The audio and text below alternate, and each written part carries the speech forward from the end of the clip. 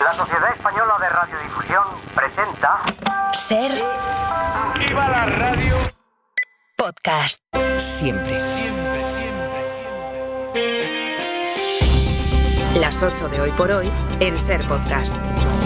Hola, muy buenos días. A veces es noticia que se cumplan los trámites. Es noticia que después de más de 5 años se renovase por fin el Poder Judicial y que ahora, tras varios intentos, haya habido acuerdo para nombrar a la persona que presidirá el Poder Judicial. Es noticia también que haya tenido que pasar tanto tiempo para que ese puesto lo ocupe por primera vez una mujer, la progresista Isabel Perelló, que ha sido designada al frente del Supremo y del Consejo casi en la víspera de que el rey haga mañana la apertura solemne del año judicial.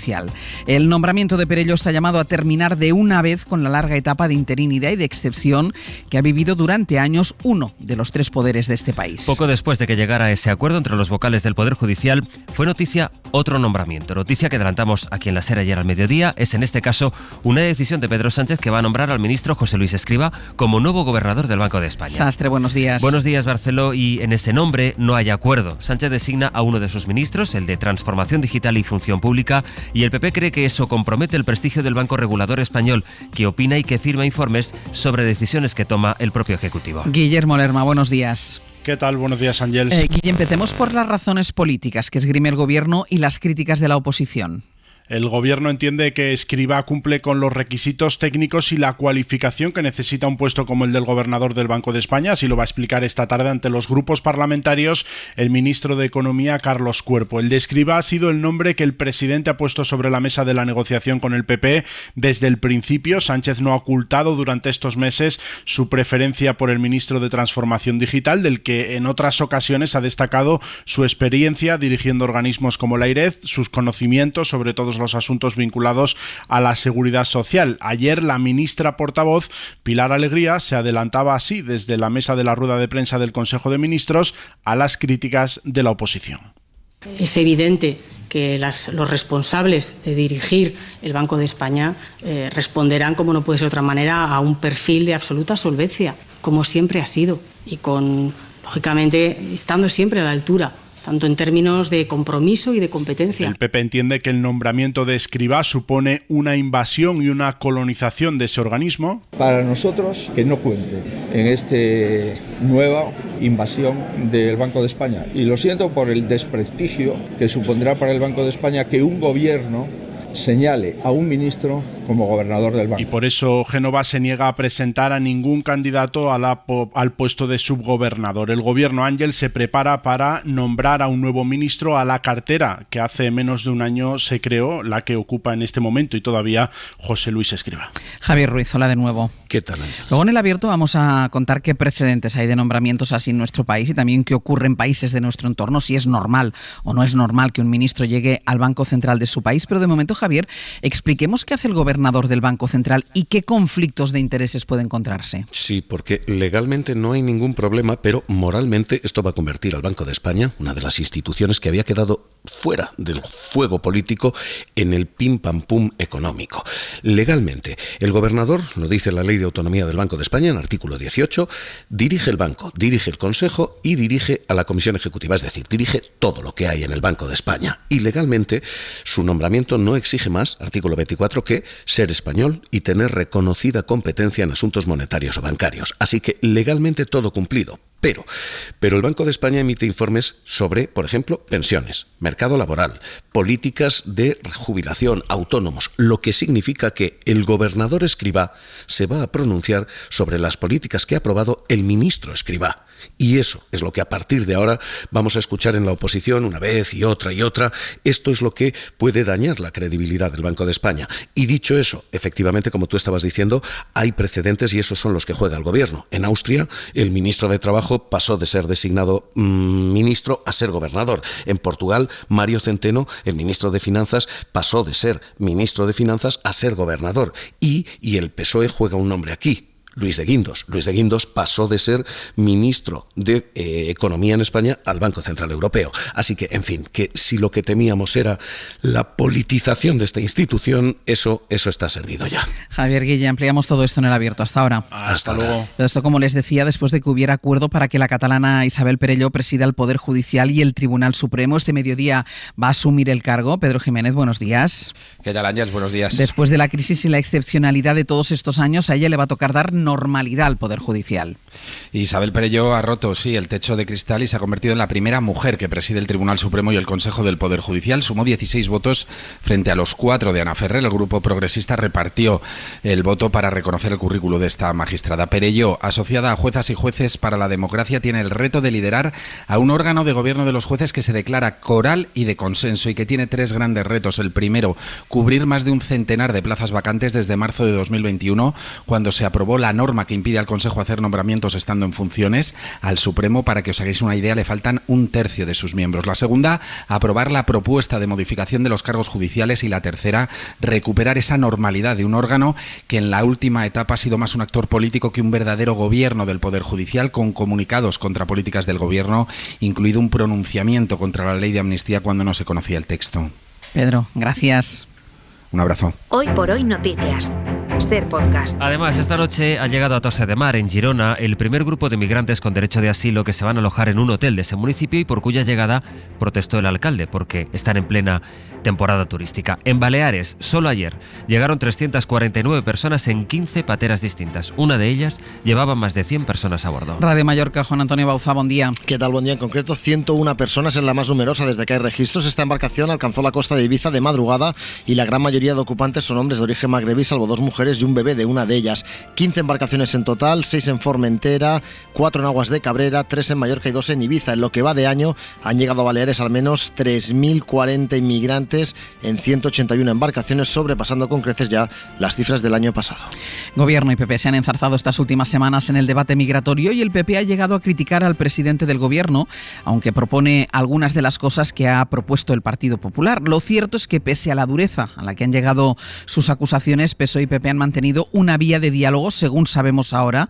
Mariela Rubio, buenos días. ¿Qué tal? Muy buenos días. Diálogo, aunque no consta de momento que haya avances. Sí, el pasado día 12 de agosto tuvo lugar una reunión a 3 entre el presidente canario, el ministro Ángel Víctor Torres y el portavoz popular Miguel Tellado. Según el PP, Clavijo puso sobre la mesa una propuesta que verían razonable: que el Estado se haga cargo de los menores migrantes con recursos e instalaciones propias cuando los centros autonómicos superen el 150% de su capacidad.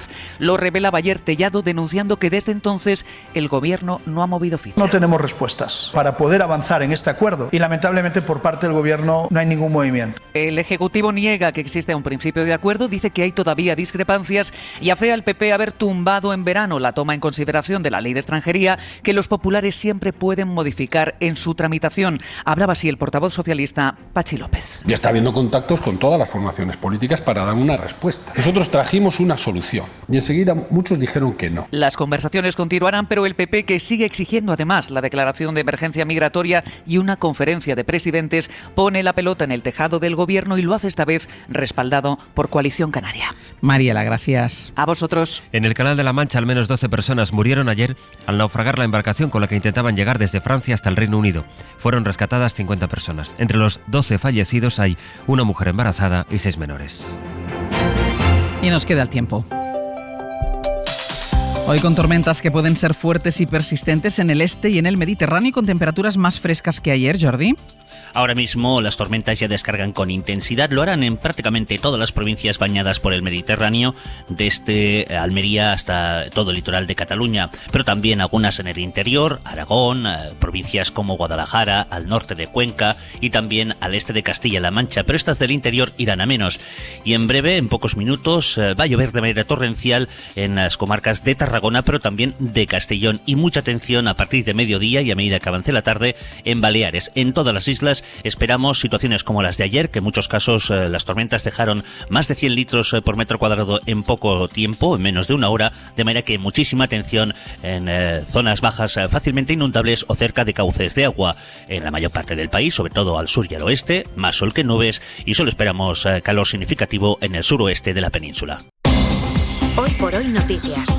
Ser Podcast. Vamos a ir a Denia, Alicante, donde dos individuos que iban en moto mataron ayer a un hombre de un tiro en la cabeza. Ocurrió por la tarde en un garaje del casco urbano de la ciudad de Alicante. Elena Escudero, buenos días. Buenos días. La Policía Nacional se ha hecho cargo de la investigación. La víctima es un hombre de unos 40 años que a última hora de ayer recibió un disparo mortal en la cabeza por parte de uno de estos dos individuos que se le acercaron en moto. Iban vestidos de negro y con cascos del mismo color. Después abandonaron el lugar de los hechos, ese garaje ubicado en un céntrico paseo de la turística Denia. La motocicleta era encontrada sin rastro de sus ocupantes poco después, junto a un edificio situado a pocos metros del lugar del asesinato. Los agentes procedieron a acordonar la zona en busca de pruebas e indicios. Están abiertas todas las hipótesis.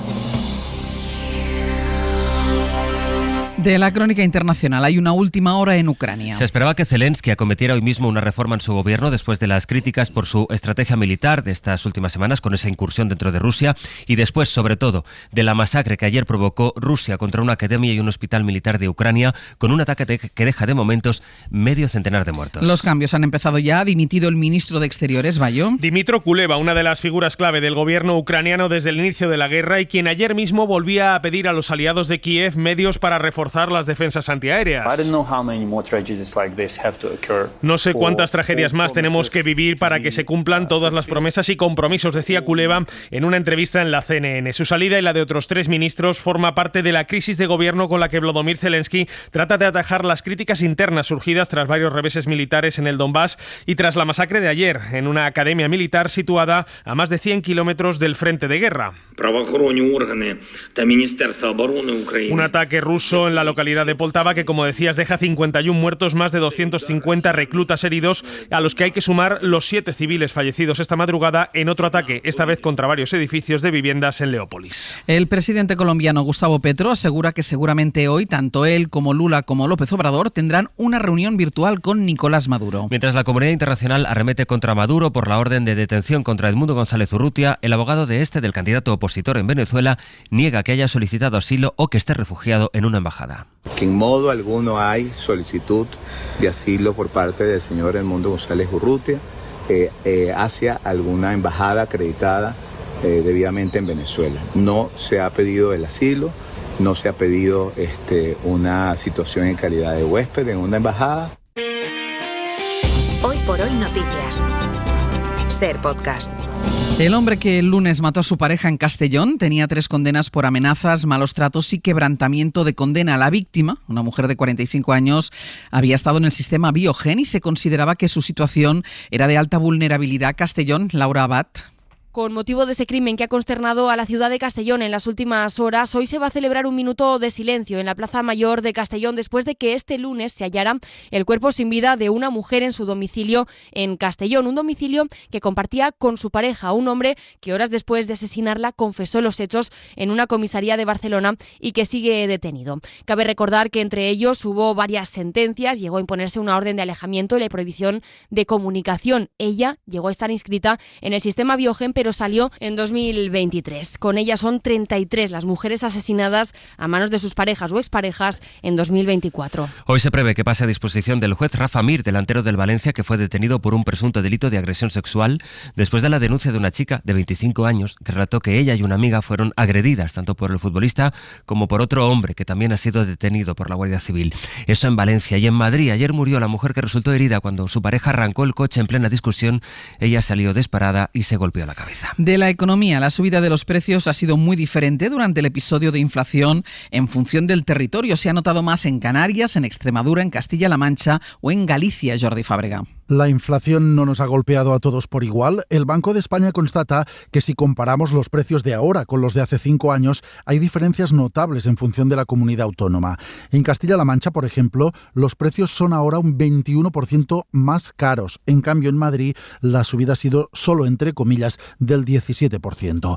¿Por qué estas diferencias? Pues básicamente porque la cesta de la compra no es la misma en todas las autonomías. En Extremadura, por ejemplo, el 28% de lo que gasta una familia se destina a la alimentación. En Madrid, donde el nivel de renta es superior, a la alimentación se dedica solo el 20% del presupuesto. A esto hay que sumar que hay medidas como la gratuidad del transporte público que tienen más peso en regiones con núcleos de cercanías importantes como son Madrid o Barcelona, dice el Banco de España. Y a todo esto se suma que hay precios que sencillamente han subido más en algunas zonas que en otras. Por ejemplo, el aceite. En Navarra se ha encarecido en estos 5 años un 151%, mientras en Cantabria solo ha subido un 120%. Si nos fijamos en el precio de los alimentos, han subido los precios de alimentos desde el campo a la mesa. Los productores de cebollas o de plátano recibieron hasta 7 veces menos del precio por el que vendieron su producto en supermercados. Carlos Sevilla. El mes pasado pagaron a los productores 29 céntimos de euro por un kilo de plátanos que luego se vendió en los supermercados por unos 2,20 euros. El precio se multiplicó más que por 7 entre el campo y la mesa. Y lo mismo pasó con las cebollas, según los cálculos de COAG. Pero es que hay productos como la lechuga que multiplicó por 6 su precio y las acelgas, los ajos, las zanahorias y las ciruelas que aumentaron más de un 450%. Son diferencias altas, habituales en los últimos meses, pero que no se veían hace un año. En agosto, los consumidores pagaron por los productos agrícolas 4,5 veces más de lo que le pagaron a los agricultores, una diferencia un 18% mayor que la que había en agosto de 2023. Europa lanza su nuevo satélite para controlar y medir con más precisión el alcance de los incendios forestales o la contaminación del mar y el aire. Javier Gregory. Con una inversión de más de 200 millones de euros, el Sentinel-2C, Centinela en español, es el nuevo y flamante satélite del famoso Sistema Europeo de Observación Espacial Copernicus. Además, el Sentinel-2C es el mejor de la serie, porque podrá captar desde el espacio objetos de solo 5 metros. Y esta gran capacidad de observación es fundamental para poder controlar, por ejemplo, los incendios forestales o la contaminación de los ríos y el aire. Si todos sus equipos funcionan bien, el Sentinel-2C continuará realizando desde el espacio durante la próxima década las tareas de observación vitales de sus hermanos mayores, que han sido clave para que Europa pueda prevenir grandes catástrofes naturales, accidentes tóxicos o incluso el impacto de guerras como la de Ucrania. En 10 minutos el abierto. Hoy con Mariola Urrea, Carlos Navarro Antolín e Ignacio Escolar. Para no perderte ningún episodio, síguenos en la aplicación o la web de la SER, Podium Podcast o tu plataforma de audio favorita.